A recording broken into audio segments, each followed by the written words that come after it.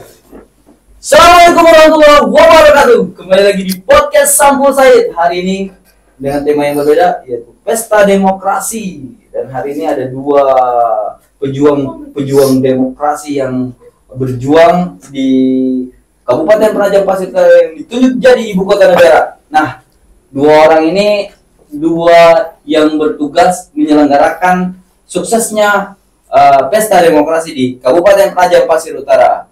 Nggak usah terlalu lama, ya saya perkenalkan langsung dua pejabat tinggi. Iya kan, udah pejabat tinggi bang. Karena dua-duanya adalah komisioner di masing-masing lembaga yang mereka naungi.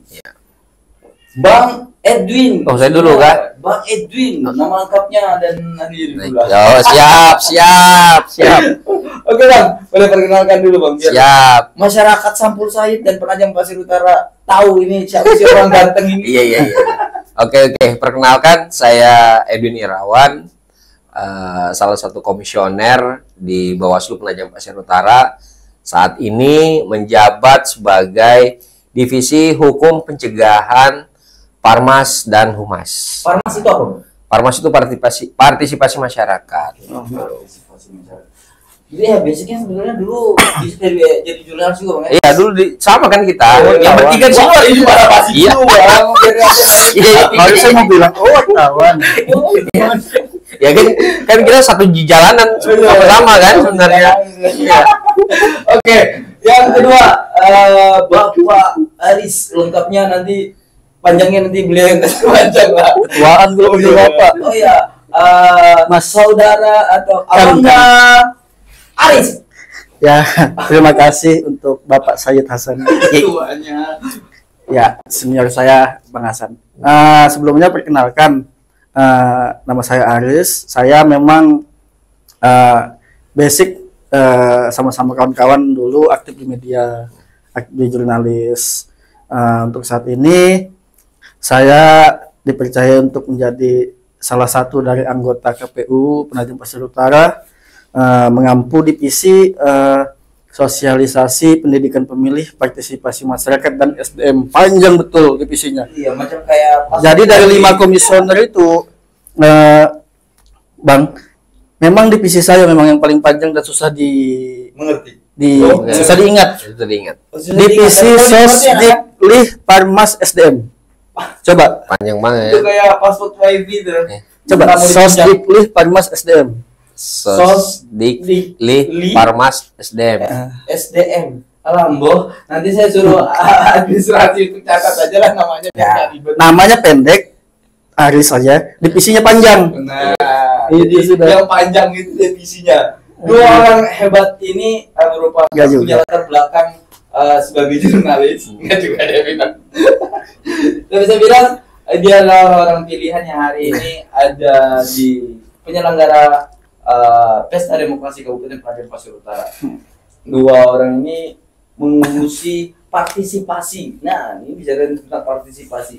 Saya sebelum jauh bicara tentang masalah partisipasi panjang kali lebar, Bang Aris sendiri itu Iya. nggak apa-apa ya, Emang kayak gitu. ya bang, Iya, cocok sudah itu. Cocok Bang Said, aman itu. Saya jadi lain. Iya. Sama beliau. Bang Aris ini juga bertugas di partisipasi. Ya. Sama dan Bang Edwin juga bicara tentang partisipasi. Nah, untuk Bang Aris sebagai KPU di partisipasi, KPU itu udah ngapain sih? Karena hari ini kan momentum yang momentum ini kan momentum udah masuk di tahapan-tahapan lanjut Ya, gitu. betul. Udah KPU udah ngapain sih? Sejak kami dilantik Maret lalu, Bang, sudah banyak tahapan-tahapan yang sudah kita laluin. Karena memang posisinya pasca dilantik itu kita ada perintah dari RI memang langsung maraton. Maraton artian kita menggarap tahapan pilkada sekaligus beririsan menggarap PHPU di pemilu. Jadi ada 2 agenda besar memang yang bersamaan untuk anggota KPU yang baru dilantik itu untuk dijalankan seperti itu. Nah, fokus kalau untuk tahapan PHPU itu sudah selesai alhamdulillah. Untuk saat ini memang kita fokus pendaftaran calon bupati dan wakil bupati di Penajam Pasir Utara. Itu berjalan selama 3 hari, mulai hari ini tanggal 27 sampai tanggal 29. Untuk 2 hari ini dan besok itu dari jam 8 sampai jam 4. Untuk tanggal 29 itu sampai jam 23.59 malam. Itu 23 lewat 59 menit. Jadi sebelum jam 12 malam itu sudah kita tutup untuk pendaftaran Jadi kita calon. 3 hari ke depan dipastikan kita udah tahu nih siapa-siapa yang bakal Ya, betul. maju dalam kontestasi politik. Ya. Gitu ya. Nanti dalam waktu 3 hari ini masyarakat sudah tahulah siapa-siapa memang dari sekian banyak tokoh-tokoh yang muncul di permukaan yang serius untuk mendaftar dan mengikuti kontestasi politik di Pilkada 2024 di PPU saat ini yang kita jalankan. Begitu. Banyak kali ya sebenarnya udah selain dengan range waktu yang begitu sempit, kayaknya udah berupaya semaksimal mungkin. Karena kemarin pas selesai pileg ya, terus kemudian Langsung lanjut. Lanjut. Ya itu benar. Berarti memang teman-teman kalau di Bawaslu sendiri gimana, Bang? Iya, jadi gini, Bang Said, memang Programnya deh yang udah dilakuin sejauh ini. Karena Iya.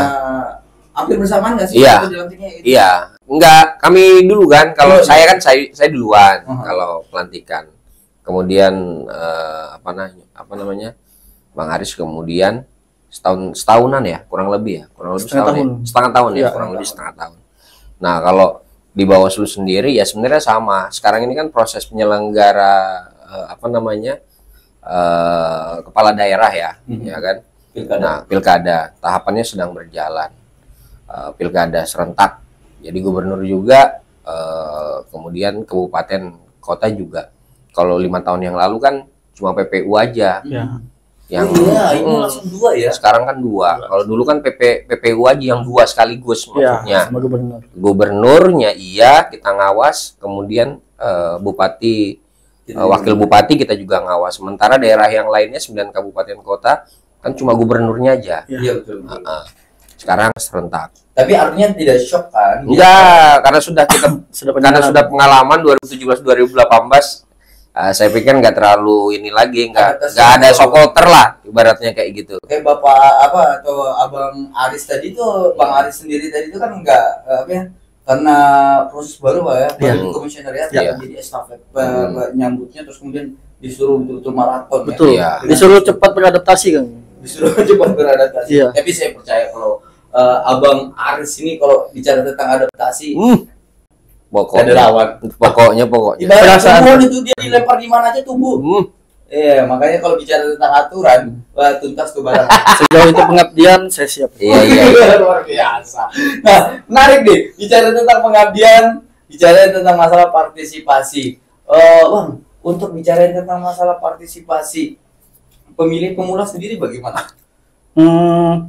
Kalau pada saat pemilu kemarin itu info yang saya dapat memang cukup tinggi, Bang. Cukup tinggi. Sekitar hampir mencapai 50% untuk pemilih pemula. Makanya pada saat pemilu itu tingkat partisipasi pemilih kita itu mencapai 82%. 82% ya. Itu untuk pemilu 2024 kemarin. Sementara di Pilkada 2018 lalu kita juga dianggap cukup tinggi. Sudah mencapai 71,34%. Jadi standar yang kita gunakan untuk partisipasi pilkada sebelumnya ya, bukan Pilkada. pilek berarti ya. Pilkada sebelumnya. Pilkada Cuma sebelumnya berapa, Bang? pilkada sebelumnya itu 71,34% di 2018. Dan itu masuk kategori tertinggi ya? Bukan Masuk tertinggi, termasuk tinggi. Termasuk tinggi. Dari target yang ditentukan sekitar 70%. Artinya lebih 1% gitu ya, Pak. Gitu ya. Artinya ada targetan. Nah, untuk kemudian mencapai target partisipasi dengan zona yang begitu luas, metode apa yang dilakukan KPU? Gitu. Kalau di KPU sendiri proses metode untuk meningkatkan partisipasi pemilih ini sudah lumayan Berjalan ya. berkembang, Bang, untuk metode-metodenya. Termasuk lewat media sosial itu. Betul, karena di era digital ini kita memang lebih banyak main di wilayah media sosial, terus Media juga konvensional. website, terus media konvensional, media mainstream. Nah, itu memang salah satu memang cukup efektif, Bang. Karena apalagi di media sosial tuh saat ini memang lagi kencang-kencangnya pengguna media sosial, makanya kita juga punya salah satu ini apa namanya Atau apa gitu. salah satu metode sosialisasi lewat media sosial seperti membuat konten-konten sosialisasi. Itu kita setiap kegiatan, pengumuman dan sebagainya itu kita selalu upload di media sosial kita Terus memang di KPU. agenda-agenda rutin datang ke lokasi atau titik-titik juga dilakukan. Itu pasti beririsan, Bang. Karena kegiatan yang bersifat langsung, sosialisasi langsung seperti ke sekolah-sekolah, ke komunitas-komunitas, itu pasti kita buatkan rilis kegiatannya dan kita upload di medsos. Jadi langsungnya dapat, secara daringnya juga dapat. Gitu. Artinya efektif. Metode dua arah itu Dua efektif itu yang dilakukan ya. Dua metode itu yang dilakukan secara bersamaan sekaligus mensosialisasikan. Jadi orang yang nggak datang di momentum itu pun bisa memantau lewat media sosial kita. Apa sih yang sudah dilakukan KPU? Terus sasaran mana saja sih yang sudah disambangi oleh KPU untuk meningkatkan partisipasi pemilih? Ya.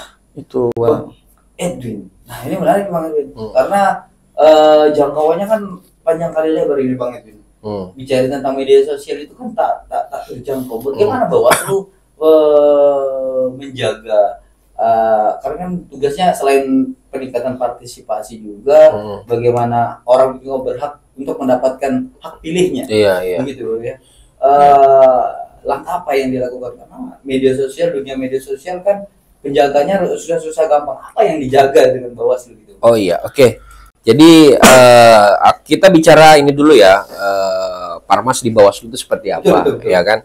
Kemudian nanti mungkin kita lanjut langkah di media sosial seperti apa dan juga metode pengawasannya seperti apa. Jadi sebenarnya kalau misalkan kita terkait dengan partisipasi masyarakat, jadi sebenarnya untuk sekarang ini memang bukan hanya tugas dari KPU saja, tapi ini tugas seluruh penyelenggara, baik itu KPU dan juga Bawaslu. Nah, kenapa kami ada divisi Parmas? Yaitu selaku penyelenggara kita juga wajib hukumnya untuk meningkatkan partisipasi pemilih, ya. Nah, cara-caranya seperti apa? Jadi semua lapisan atau hierarki kepengawasan mulai dari RI, provinsi, kabupaten, kota, kemudian kecamatan, pengawas kecamatan juga PKD, pengawas kelurahan desa, itu semua turun gunung untuk meningkatkan partisipasi. Sebagai contoh salah satunya adalah pemilih pemula. Pemilih pemula itu kami punya program Ghost to School, juga Ghost to Campus. Itu seluruh kabupaten kota itu diharuskan. Jadi kami mewajibkan di seluruh PPU, khususnya kalau kita bicara PPU, itu ada target-target sekolah-sekolah yang harus didatangi oleh Bawaslu. Dia harus melakukan sosialisasi seperti itu. Nah, saat ini sudah ada beberapa sekolah yang sudah didatangi oleh kecamatan, pengawas kecamatan.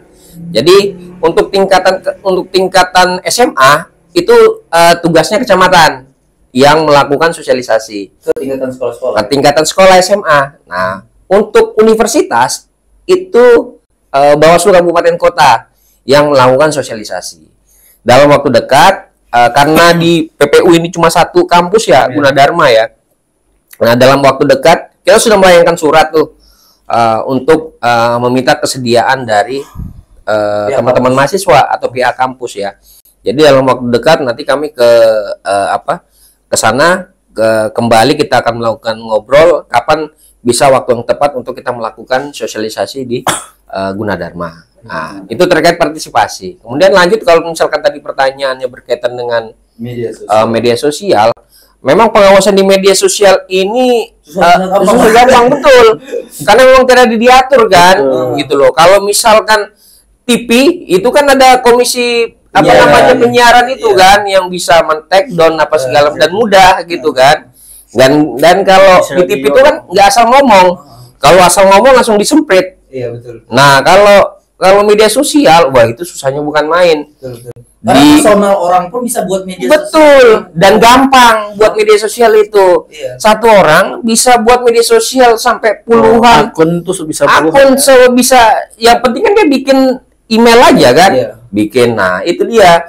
Cuma memang kami kalau dulu tuh kami ada kerjasama antara pihak Facebook kah atau Instagram kah atau Google gitu loh. Jadi kalau ada konten atau dari IG personalnya masyarakat atau orang, itu langsung di take down. Kita meminta take down. Jadi sudah ada MOU gitu, kerjasama. Biasanya nanti kita list, nanti kirimkan ke Bawaslu RI nanti yang men-take down berita-berita hoax atau berita black campaign seperti itu. Artinya tanggapan terkait tentang masalah media sosial yang Iya. melakukan black campaign, Iya. sara, Iya. walaupun Betul. bicara tentang masalah, ya personal itu kan kita Betul. agak sulit Betul. untuk mengaturnya ya.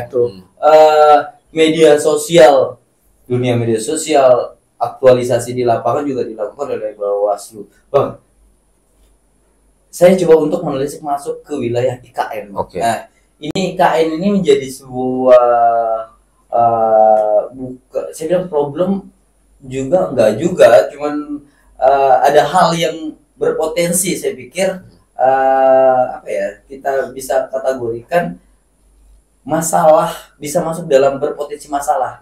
Masalah dalam arti partisipasi, karena hadirnya IKN itu membelah PPU sebagian. Apakah itu dengan hadirnya IKN di sana itu dapat berpengaruh terhadap pemilih kita, dan ada tidak antisipasi gerakan khusus untuk wilayah IKN dari Bang Aris dulu deh. Kalau terkait masalah IKN sejauh ini ya, untuk status IKN sendiri kan wilayah Sepaku belum ada perubahan. Ya, Masih Sepaku, tetap wilayah dapil Penajam, dapil PPU, salah satu dapil di PPU, dan juga masih masuk wilayah Kabupaten Penajam Pasir Utara. Nah, terkait masalah apakah itu jadi masalah atau tidak, menurut saya lebih tepatnya lebih berpengaruh. Lebih berpengaruh, ada dampak. Karena berbicara partisipasi pemilih itu kan berbicara masalah hal-hal yang sifatnya dinamis. Betul. Melihat situasi dan kondisi. Mungkin hari ini antusiasnya tinggi, mungkin besok bisa rendah karena hal-hal tertentu. Betul. Makanya untuk mengantisipasi itu, kami dari KPU memang lagi gencar-gencarnya melakukan sosialisasi di wilayah Sepaku yang masuk wilayah IKN, dengan melibatkan unsur di bawahnya seperti PPK, PPS. Kami semua lebih memaksimalkan kegiatan-kegiatan di sana dengan diperbantukan oleh PPK dan PPS melakukan sosialisasi, lebih kencangin sosialisasinya, Bang. Karena bagaimanapun juga hadirnya IKN ini tidak bisa kita tolak, tidak bisa kita hindari. Bagaimanapun pembangunan itu terus berjalan, dan juga tinggal kita menyikapinya bahwa ini berdampak baik atau tidak dengan kita, itu kan kembali ke masing-masing kan. Nah, jadi menurut saya untuk partisipasi masyarakat ini kami masih berupaya untuk meningkatkan. Pokoknya kami maksimalkan lah untuk di wilayah IKN ini. Karena tetap optimis, karena bagaimanapun juga IKN sampai saat ini masih masuk wilayah Kabupaten Penajam Pasir Utara, dan itu tidak boleh menjadi salah satu alasan kami untuk mengurangi sosialisasi di wilayah situ. Tidak ada diskriminasi wilayah. Tidak ada diskriminasi wilayah. Ini menarik nih, bahwa tidak ada diskriminasi wilayah. Dengan posisi hadirnya IKN, pembangunan akan dibangun oleh IKN, dan semangat apa yang diinginkan IKN, ini buat Bang Edun ya, dibangunnya IKN keinginan masyarakat di sana itu terayomi oleh wilayah IKN. Oke. Secara histori atau wilayah, PPU masih Sepaku masih milik PPU secara administrasi. Nah, ada kepentingan-kepentingan masyarakat di sekelintir sana yang berpotensi. Kan KPU udah melaksanakan ini, udah melaksanakan sosialisasi secara optimal karena perhatiannya karena IKN PPU menjadi IKN di wilayah sana. Nah, ketika partisipasi ini menurun, akan ada potensi orang mengambil celah. Kita nggak tahu nih apa yang terjadi, apa money politika yang kemudian meningkatkan partisipasi di sana karena dianggap di sana kan IKN sudah punya tanggung jawab, seolah orang sana tuh sudah merasa punya kepentingan dengan PPU. Upaya apa yang dilakukan oleh Bawaslu untuk kemudian mengantisipasi kemungkinan potensi money politik di di IKN atau di wilayah yang masuk IKN. Kalau bicara IKN kan UKAR juga masuk banyak. Betul. Iya. Biar provinsi ya. Iya. PPU yang masuk IKN. Iya, PPU masuk IKN. Oke, Bang. Jadi apa namanya? Kalau terkait dengan money politik ya saya pikir fokusnya kan tidak hanya di satu tempat ya, satu kecamatan. Bahkan semua kecamatan juga kalau kita bicara money politik pasti akan terjadi. Kan seperti itu.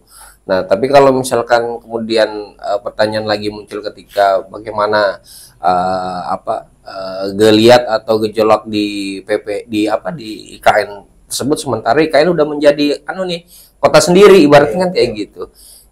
Karena tapi kalau misalkan kita melihat proses pembangunan kan baru di daerah-daerah yang memang kawasan-kawasan inti ya gitu loh. Sementara di luar daripada kawasan inti itu kan masih di rumah-rumah penduduk biasa. Ada di desa apa yang berbatasan dengan IKN itu. Bukit Raya itu kan masih tergolong daerah Sepaku yang memang kawasan pemukiman penduduk kan. Nah, kalau misalkan itu dihubungkan dengan money politik dan lain-lain ya potensi terjadi ya pasti ada gitu loh. Cuma memang antisipasi dan pengawasannya ya kita samakan saja dengan daerah-daerah yang lain. Misalnya ya kita berikan sosialisasi secara masif, kemudian aturan-aturan itu dimasifkan, walaupun memang proses-proses ini kan perlu waktu dan tidak langsung bisa masyarakat langsung masuk ke dalam otaknya dia ya. Pasti terjadilah yang begitu. Cuma kita antisipasi dan kita selalu memberikan gambaran bahwasanya money politik itu dilarang gitu loh. Dan tidak benar seperti itu. Benar itu dan tidak benar. Karena mungkin ya saya nggak tahu ini sudah menjadi budaya kah atau seperti apa, sehingga memang perang lawan money politik ini sangat berat sekali. Ada iya, nggak ada habisnya. Sama kayak orang korupsi misalkan, sudah ada KPK, sudah ada apa kan, korupsi masih terus masif. Tapi ya karena memang ada aturannya, orang akan sadar, orang tetap akan tahu ketika dia ditangkap atau ketahuan pasti ada punishment, ada hukuman yang diberikan kepada mereka atau pelaku seperti itu. Bang, ini menarik nih. Kalau bicara tentang punishment bicara tentang money politik. Kalau di Pileg itu kan katanya ada perbedaan dengan Pilbuk, pemilihan bupati. Kalau di Pileg itu yang memberi saja, yang menerima tidak jadi masalah. Iya. Kalau di Pileg. Iya. Kalau di Pilbuk yang menerima. Iya. Betul itu, Bang. Iya, betul itu. Karena undang-undangnya beda itu, Bang.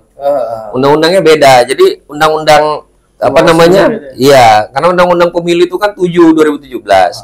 Ya kan, kalau undang-undang Pilkada itu 10/2016. Nah, dalam aturan atau narasi pasal terkait money politik ini memang kan beda, satu di undang-undang ini, satunya di undang-undang ini kan.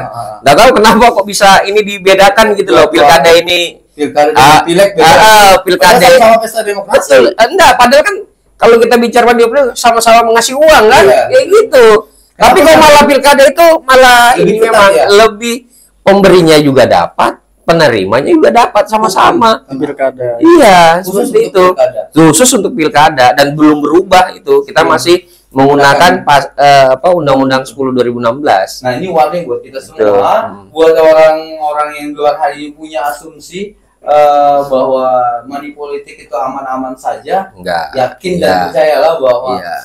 metode pileg dan pilbub, mungkin di pileg mungkin ada yang sempat mungkin ya Iya. melakukan hal itu. Di pilbub Tolong jangan sadar. coba. Iya. Tolong iya. sadar. Tolong Terus Sadar, obat. sadar. Iya. Kan tugas Aku nggak tahan. kan memang tugasnya kita dong harus memberitahu kan Iya, masyarakat iya. itu nggak benar itu. Itu nggak benar. Iya. Nggak benar itu. Jadi kita yakin betul bahwa punishment atau Hukuman. sanksi Iya, terhadap sanksi. orang yang melakukan pemberian sesuatu terhadap orang lain atau yang menerima pun kena Iya. di momen pilkada. Betul. Jadi ini warning buat orang-orang yang punya asumsi cara berpikir bahwa ya kalau nggak ada uangnya nggak usah dipilih. Ya. Jadi Betul. pikir pertama upayakan kita pilih dan pilah terhadap orang-orang yang memang punya potensi untuk kemudian membangun daerah kita atau wilayah kita. Betul. Ya. Nah, ini kita sampai di momen terakhir Bang, karena jujur aja ini menarik ya. Hmm. Saya pengen panjang kali lebar, Iya. saya tahu bapak-bapak terhormat ini lagi sibuk-sibuk ya. Kita culik tiba-tiba ke Sampur Said. Nah, saya ucapkan terima kasih banyak ya Bang ya. Karena saya berharap nanti ada momentum tersendiri kan prosesnya sampai November Hmm. Iya, tanggal 27 November. ada momen lagi yang kemudian kita bisa kupas Betul. ketika biar publik tahu bahwa oh ya kita terbuka tentang informasi. Iya. Nanti kan ntar lagi kampanye, pasti banyak lagi tuh kan. Ada Ada lagi. pelanggaran apa lagi yang ada di situ ya kan? Masih banyak ini, Bang. Karena kalau mau klarifikasi satu-satu kan ribet. Iya. Kita coba untuk sama-sama berjuang. Hmm. Jadi benar yang dikatakan oleh Bang Aris dan Bang Edwin bahwa proses pesta demokrasi ini bukan hanya tugasnya teman-teman di komisioner KPU ataupun Bawaslu, tapi ini kita semua punya peranan yang sama untuk kemudian meningkatkan partisipasi, menjaga keamanan pemilih kita, terus kemudian hak-hak para pemilih. Ini menjadi tekanan besar kita bahwa kita punya kepedulian sama untuk kemudian hadir menyelenggarakan pesta demokrasi yang sehat. Nah, di momen terakhir saya bisa minta pesan ke masyarakat PU ataupun masyarakat secara luas, secara umum terkait tentang pesta demokrasi. Bang Edi dulu kali ya. Oh iya, oke. Waduh, Bang, Pak, Oh, pesannya, Bang. ganti-gantian aja. Gantian aja. Oke, siap, siap. Ya, pesan saya jadi gini ya. Buat masyarakat pada khususnya ya, karena memang ini pesta demokrasi, selayaknya kita bergembira rialah terkait dengan pesta demokrasi ini. Boleh berpesta ya kan, tapi jangan jangan ricuh, jangan ribut, jangan ya, berpesta itu riang tapi jangan gontok-gontokan dan jangan ada sampai pecah lagi kayak 2017-18 itu kan sempat kita ribut ya. Ya kalau bisa ya soft lah. Ya ini kan harapan ya, namanya Iya, harapan betul. penyelenggara itu kan Iya, pasti harapannya bagus, aman, pasti sudah gitu. Ya, dan juga partisipasi pemilih itu yang mudah-mudahan juga lebih baik lagi dan lebih meningkat lagi dibanding pemilu atau pilkada di sebelumnya. Dan terakhir adalah namanya kita pengawas, kita berharap jangan ada pelanggaran-pelanggaran atau ya pun kalau ada mudah-mudahan di pilkada tahun ini pelanggaran itu bisa diminimalisir lah atau minimalisasi seperti itu, dan jangan melanggar ya tadi money politik, black campaign di media sosial, jangan sampai gitu loh. Mungkin ya kita nggak kena waktu kita black campaign atau pelaku waktu pilkada pemilu, siapa tahu black campaign lagi nanti pilkada, nah dia kena getahnya atau pas apesnya dia kena, kita mana tahu ya kan, seperti itu. Apa sudah bahkan Iya ya, kita mana tahu. Apa sudah ada kalender? Iya, itu kan biasa apes itu kan ada ininya, iya, kalender. ada kalendernya, betul. Oke, Bang Aris. Kalau dari saya sih sebetulnya sebelumnya ini masyarakat perlu tahu juga bahwa KPU dan Bawaslu ini secara fungsi itu selaku penyelenggara itu hanya sebagai pelaksana pelaksana tahapan pilkada. Kami dari segi penyelenggara, kawan dari Bawaslu sebagai bagian dari pengawasan tahapannya. Nah, oleh karena itu secara substansial hajatan 5 tahunan ini seyogyanya itu bukan hanya tugas kita, tapi bukan hanya tugas penyelenggara, tapi tugas kita bersama masyarakat, teman-teman media, organisasi kemasyarakatan, dan juga stakeholder, unsur-unsur lainnya lah yang memang menjadi bagian dari hajatan demokrasi 5 tahunan ini. Nah, oleh karena itu pada tanggal 27 November nanti jangan lupa untuk meramaikan TPS yang ada di wilayah terdekat masing-masing. Sampaikan hak suaranya. Rugi sudah dicoklit tapi tidak menggunakan hak suara. Sayang untuk waktunya 5 tahun ke depan. Ini hajatan ramai, rayakan dengan riang gembira, dan jangan lupa hindari money politik. Itu sih kalau dari saya. Asik. Mantap sekali ini. Gitu, ini Aris yang dulu bukan mana sekarang. Memang yang dulu kayak Bang. Memang yang dulu kayak Dulu masih kecil. Dulu masih kecil. Oh, masih bayi berarti. Kita udah sampai di menuju ya. Sumpah. Tapi sumpah, hari ini profesionalitas diperlihatkan secara utuh oleh dua orang teman sekaligus sahabat Teman sejawat. Iya. Dan saya berharap di momen ke depan kita bisa ketemu lagi dan Amin. Ya kalau bisa diundang lagi lah nanti. Ya siap Bang. Iya. Amin. Kita perlu diculik kayak tadi Bang ya. Kopi espresso ya. Mungkin di sesi selanjutnya saya jadi moderator mungkin. Siap Bang. Kita narsumnya. Oke, saya ucapkan terima kasih kepada dua orang spesial yang hari ini datang di momen hari ini. Saya bersama kru sampul saya undur diri bersama Bang Edwin dan Bang Aris. Billahi taufiq wal hidayah. Wassalamualaikum warahmatullahi wabarakatuh. Waalaikumsalam warahmatullahi wabarakatuh.